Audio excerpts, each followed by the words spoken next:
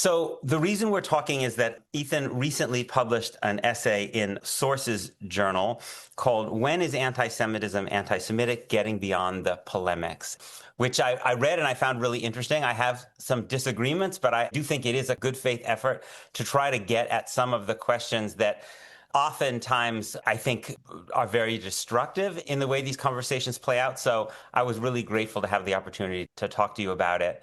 And Ethan, maybe you want to just start by laying out the argument? Sure. Yeah. So the essay, when is anti-Zionism anti-Semitic? This is obviously a question that has been on a lot of people's minds, has been the subject of heated debate. This began as a series of talks, actually, that I gave in the months after October 7th, and really as an effort to try to move us beyond polarities where many people tend to either equate all or nearly all anti-Zionism with anti-Semitism, or people want to draw such a sharp kind of bright red line and say these are two completely separate phenomena. I don't think either position is actually defensible intellectually or in some ways morally. And I wanted us to try to develop tools for better conversations, right? And so part of what the essay is about is showing that there's a long history to this question, that in fact there have been different expressions of anti-Zionism over long periods of time that take different forms. But before even getting to that, one of the points that I make at the outset of the essay is that we really lack terminological precision in this debate.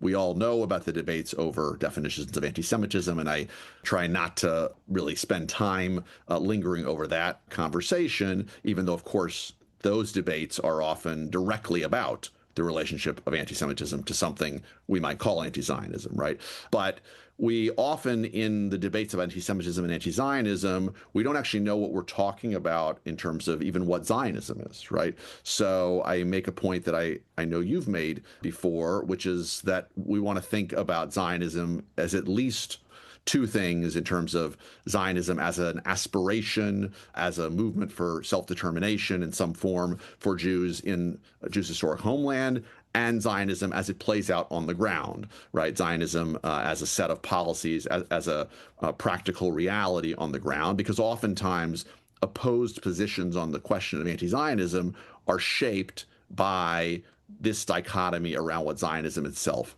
is.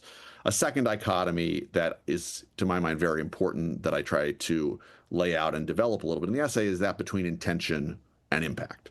Because so often our debates around anti-Semitism and again around anti-Zionism, anti-Semitism are people talking past each other when they're either prioritizing intention or impact at the expense of the other. And the basic point is that something can be intended to be sort of narrowly focused on critique of Israel, but expressed and manifested in such a way that can have tangible harm on Jews more broadly, or even target Jews more broadly. And by the same token, the same words, the same expression from people who've had very different relationships to the conflict. And the example I give is between comparing someone who is a white nationalist who says Israel should not exist as part of a larger expression of anti-Semitism and perhaps a theory about, Jewish control of the world, versus a person whose family was forced to leave in 1948 who says Israel should not exist. I don't think you can hear those two things the same way,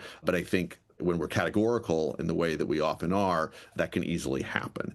Where a lot of the essay then focuses is on a third distinction between what I call critical anti-Zionism and negationist anti-Zionism. And by the first, broadly speaking, I mean very fierce critique of Israel, even sometimes calls for radical reform or realignment on the ground in Israel and Palestine. But that is part of a good faith effort to engage and recognize what Zionism has been about for Jews.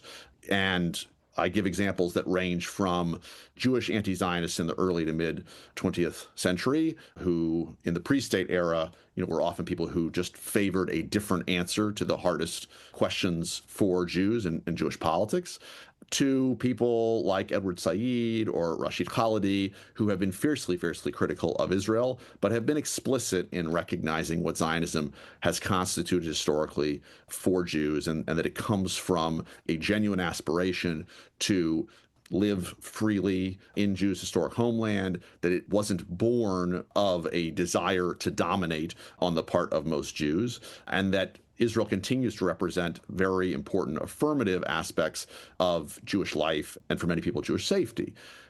Negationist anti-Zionism, by contrast, is much more sweeping in its condemnation of the entire Zionist project from the outset, and often affirmative that Israel either should never have existed or should go away and cease to exist today. And not just Israel, but really generally doesn't recognize the need for any kind of Jewish collective rights in whatever settlement might come that someone might propose as a radical reordering in the land.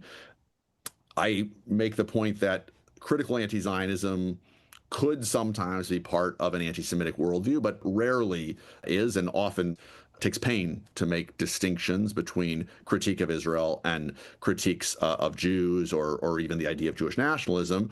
By contrast, negationist anti-Zionism definitely is not always anti-Semitic, but it more frequently makes sweeping statements or falls into a kind of absolutist demonization of anything connected to the Zionist project. And some versions of it employ anti-Semitic tropes. And then I step back in the article, and, really my bigger point is, let's try to use these kinds of distinctions to engage in more conversations. And as American Jews, I want those of us, and I still consider myself certainly a liberal Zionist, I want us to be less defensive and less afraid of these conversations. And I hope that people who are strongly anti-Zionist can also feel there's more opportunity to open conversations if we make these distinctions, if we explain more what different words mean to us while listening to what different words mean to them.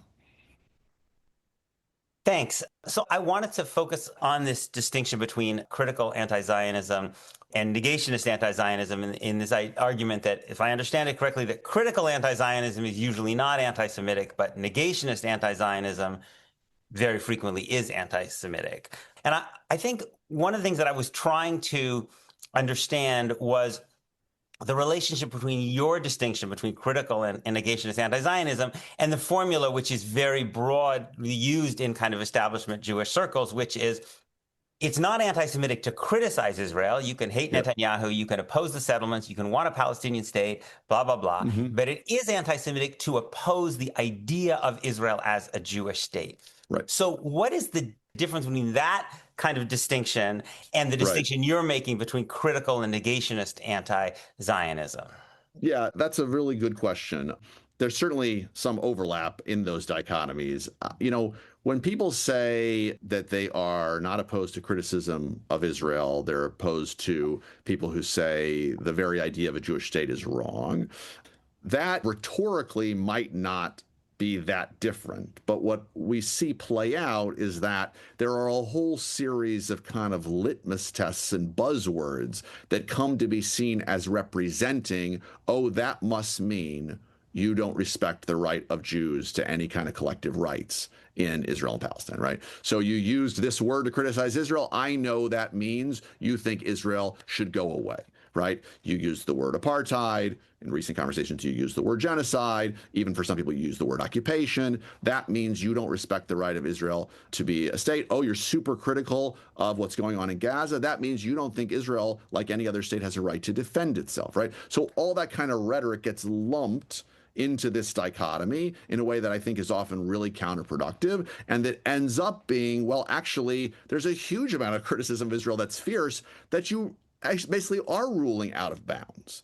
So part of what I'm trying to do, and I make the point pretty explicitly near the end of the article, is to say, let's listen to what the words people are actually using. Are they actually calling for the end of a Jewish state? Are they actually saying that they have a program that's clear? Often people don't have a program that's clear.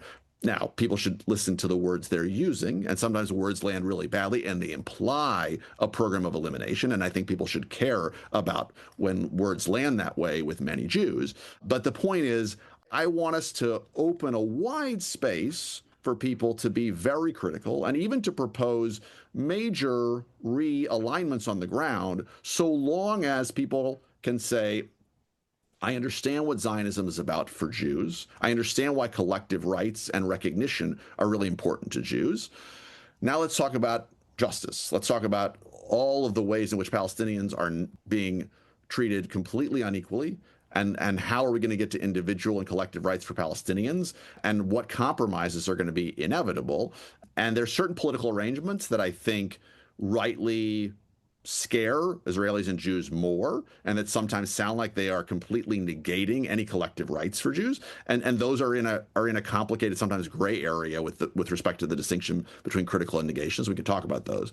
But so I think that this framework actually invites a much more capacious understanding of what is fierce criticism versus actual denial of any right to exist.